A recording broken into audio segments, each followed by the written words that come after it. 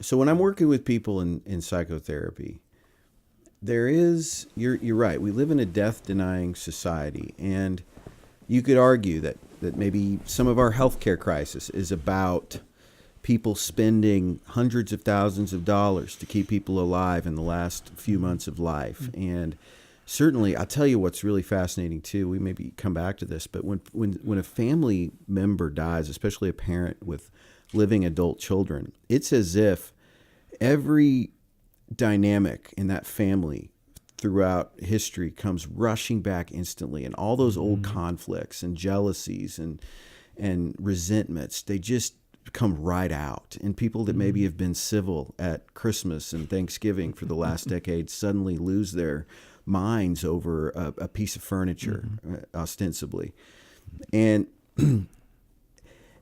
death is so powerful because it does remind us of our mortality, of course, but it's also so freeing. I mean, this is one of the things I work with people on a lot as a motivator, especially, I'll have somebody maybe in their 50s or 60s, and I'll think to myself and maybe even say out loud, look, this is more than half over for you.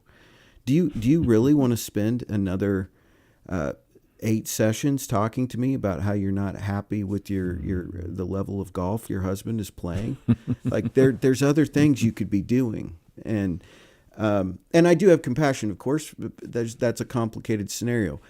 But it is seemingly the people who grasp their mortality become peaceful with the fact that it is inevitable, that they have no control, because that's what so many neuroses are. Really, at their core, they're control issues from a place of fear over dealing with the inevitable uncertainty of life.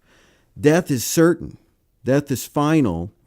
And when you can really deeply accept that, that means that but just by necessity means you have become a less controlling individual. Yeah, I think that's true. I think that people that have a belief system, no matter what the belief system is, it could be your church or Christianity, whatever it is, I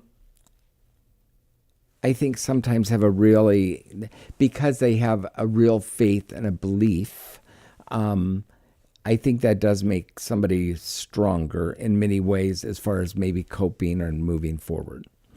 For myself, it's like, I mean, I've been raised Catholic. I'm not always the best practicing Catholic, but I go to church. Shame on you. I know, but I love the ritual, and so I love that. But I do want to believe. I mean, I think I would be. I think there's still this little tinge, what if not? But I want to believe that there is something bigger than this, because I sit there and I think, if kind of like what it was Peggy Lee that sang "Is This All There Is?" I mean, if this is all there is, it's like, sometimes I look at life and you look at other people's lives on earth, and you think it must feel like hell here. So I want to believe that there is something more, and all I want it to be is peace. I mean, I just want to know that whatever that next stage is, that I hope that there's spirits or whatever around me that are people I know that I've loved and have loved me, and that there's just no pain. There's just, but I do think would be really awful for myself when I think of people that just believe there's just, this is it. It's not right or wrong. It's just dead, fertilizer. And that's fine, because a lot of people do believe that. But I think for myself, that's the one thing that kind of, Have you